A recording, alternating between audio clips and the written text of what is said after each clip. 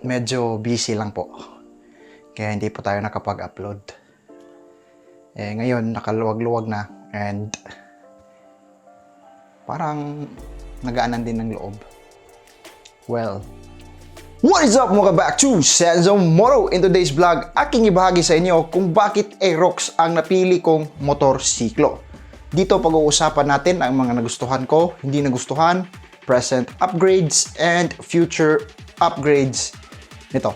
So, stay tuned!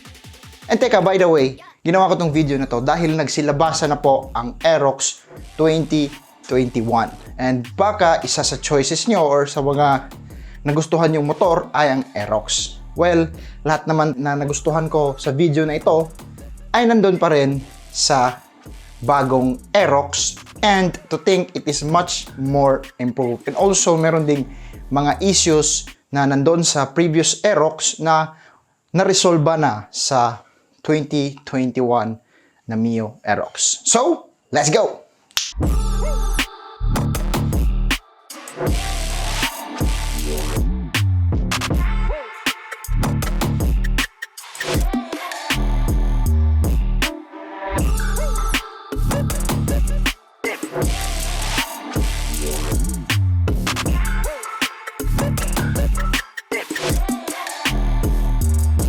So, quick history lang po. Nabili po si Aerox at the year 2019. So, it is a 2019 model, standard version. So, pag sinabing standard, wala po siyang ABS, hindi po keyless, at walang stop and start system.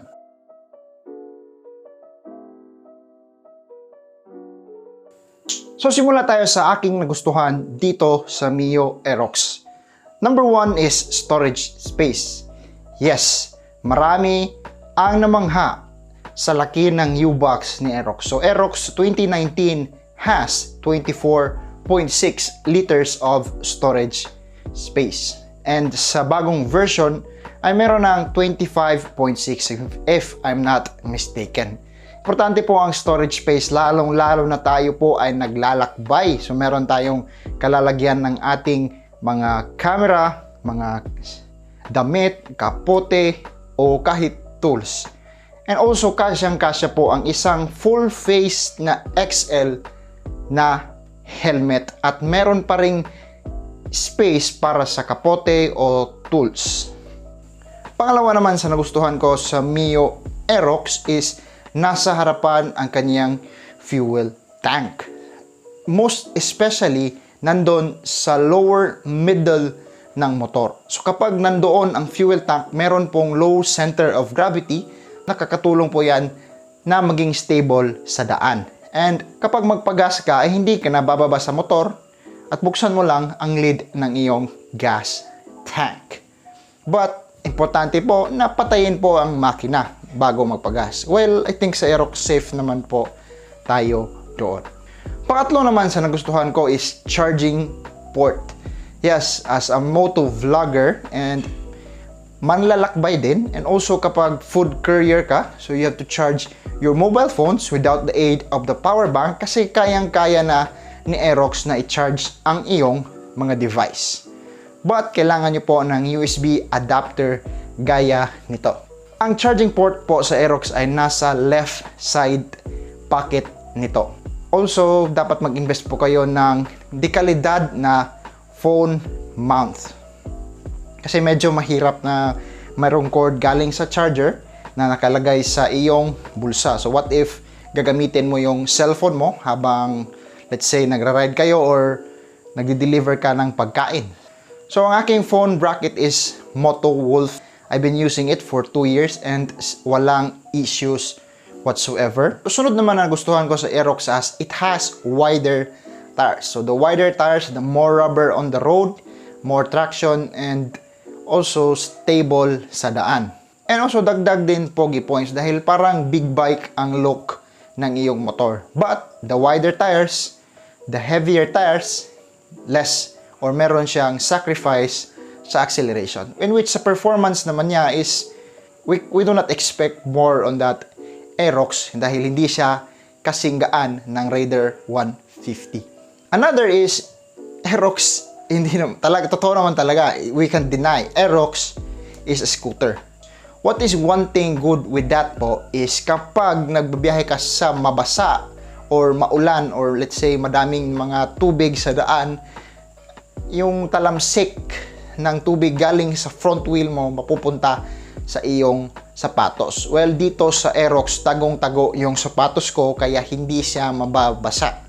Hindi ko na kailangang magsuot ng boots. Unlike sa previous motor ko na Fury 125, kapag muulan po at hindi tayo naka-boots, is siguradong basa po ang iyong shoes or yung pwede na half na ng hita ko nababasa dahil sa talamsik galing sa front wheel.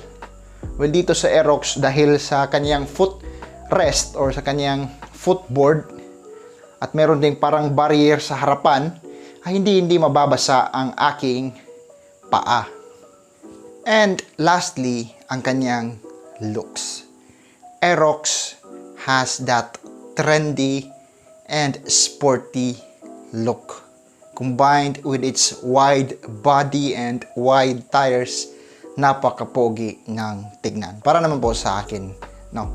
Iba't ibang trip kasi tayo. So, respeto lang yung importante. Basta sa akin, nagustuhan ko talaga si Aerox.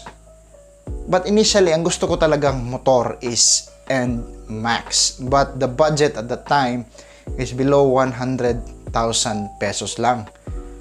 And yung presyo ng NMAX noon is around 122,000. So medyo nag-over na tayo and hindi ko gustong umutang. Kailangan ko lang talagang bumili ng motor at that time dahil sa trabaho ko sanang na maging isang freelancer but hindi siya natuloy dahil nga na-hire ako sa ibang kumpanya. And hindi ako nagsisi kung bakit Aerox ang napili ko dahil panalong-panalo pa rin si Aerox. But NMAX, ibang usapan na yon. At baka hindi natin alam na ibigay sa atin yan ng Panginoon.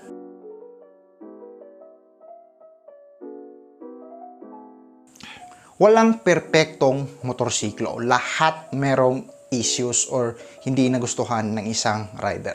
Now sa akin, ito ang mga hindi ko nagustuhan sa Aerox. Number 1 is headlight. Strength ng headlight. To be specific, hindi gaano kalakas umilaw ang headlight. Well, kitang-kita ka sa kasalubong mo and also yung visibility mo sa daan is maganda kapag well-lit yung area.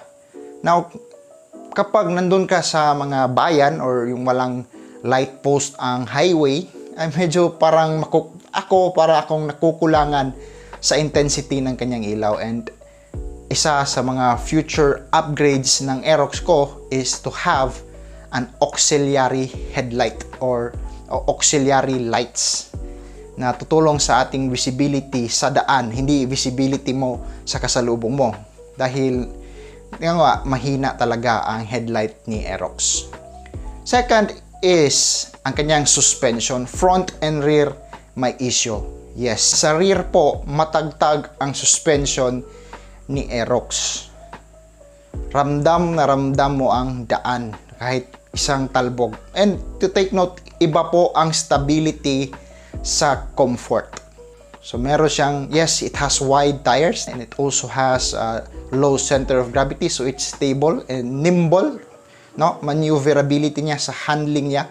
But in times of comfort, yes, I don't think na maganda. Well, Aerox is designed really for cornering, kaya medyo matigas yung kanyang suspension. But maybe naman na improve din ng kanyang comfort. Parang nakakadagdag ng rider fatigue ang matagtag na suspension. Sa harap naman po is kapag tayo po ay dumadaan sa lubak or naslam nyo lang ng todo yung front brake, especially kapag tayo po ay nag-emergency braking, ay nagbo-bottom po siya or meron kayong naririnig na tug or tad na mga noise na yon. And yun po possible na yun po ang iyong front suspension na nagbo-bottom. So pag sinabing nagbo-bottom, sumagad na po yung stanchion or sa bike stanchion yung tawag. Sumagad na yung sa bottom talaga ng suspension. So yun po ang nag-generate ng tad na noise. But make sure na kapag narinig nyo yan, wag mo muna kayong mag-draw ng conclusion na yun ang cause, ipacheck nyo po sa mga espesyalista. Well, meron naman pong remedyo doon, yung dinadagdagan lang ng fork oil. Hindi ko pa nakita dito sa Bohol, yung marunong na mag-troubleshoot ng issue na iyon. Ang nakita ko lang doon sa Manila. At meron din sa Cebu. Hindi ko pa alam. So kapag mga bulanon o nanamuan nga video, pala kong comment sa ubos o naaba mo inailhan nga kamao mo repair anang bottom issue labi na sa front suspension sa Aerox. Sa susunod is hindi komportable ang pillion. Yes, matagtag pa na suspension, matigas pa ang upuan ng pillion. Sa rider, komportable dahil mas madaming foam sa rider. And also, ang taas niyang angkasan. Meron akong kasama sa trabaho na punit yung kanyang pants dahil sa kakaganon niya sa Aerox.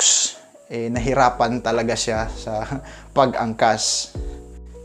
At yun lang ang mga hindi ko nagustuhan at nagustuhan sa Aerox. Ngayon pag-uusapan na natin ang mga present accessories and upgrades na nakalagay dito.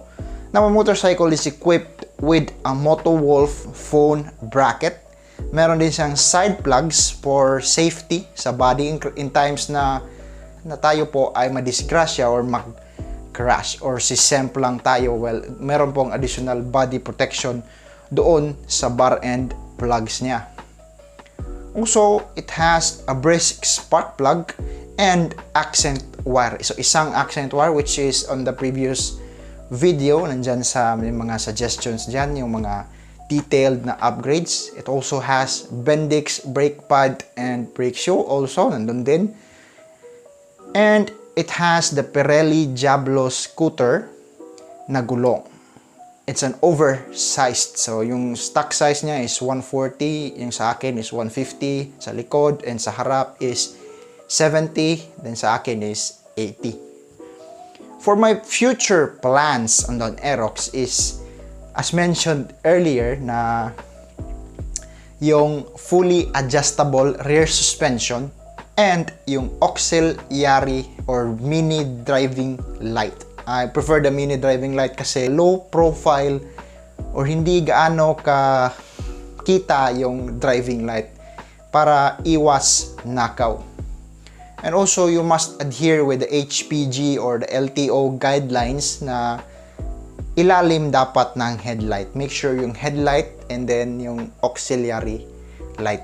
So, ito po ang aking long-term na review sa aking Mio Aerox. So again, na sinabi ko kanina, ginawa ko lang tong video just to give you my experience on Aerox 2019. Because nandun ang lahat na nagustuhan ko, nandun pa rin sa 2021 Aerox, and yung issues na nandoon sa 2019 ay meron ding na-solve doon sa Mio Aerox. And to think, again, yung nagustuhan ko is much improved. Like yung utility box, well, it doesn't have, kasi hindi naman kasing malaki na improvement, which yung 2019 has 24.6. Now with Aerox, it has 25.6, which I'm not mistaken. Once again, this is Senzo Moro. Maraming salamat sa panonood. Hope you guys are safe out there.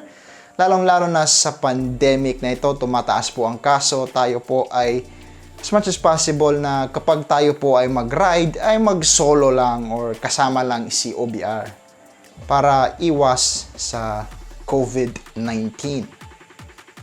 So, without further ado, again, maraming salamat sa panonood and ride safe always. Senzo Moro signing out.